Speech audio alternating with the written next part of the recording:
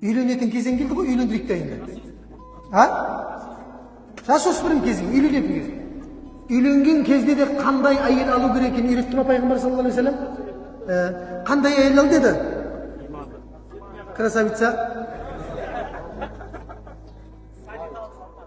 Әйел төрт нәрсесіне қарап үйленеді деді. Өзі әйелдің бойында төрт-ақ қасиет бар деді пайғамбар саллаллаху алейхи вассалам. Байлығы болады деді, тегі болады деді, сымбаттылығы болады деді, және діндарлығы болады деді.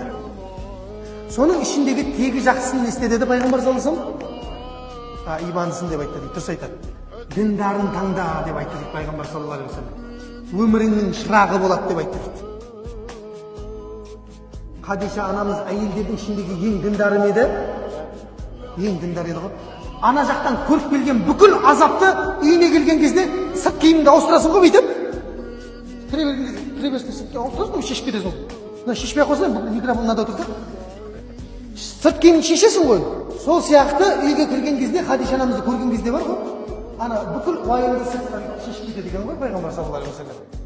Сондай әйелді ал деп жатыр. Келдің ба? Отыр, же тамағын. Неге осы үйден тамақ ішмейсің? Бір жерден тамақ жемейсің осы үшін.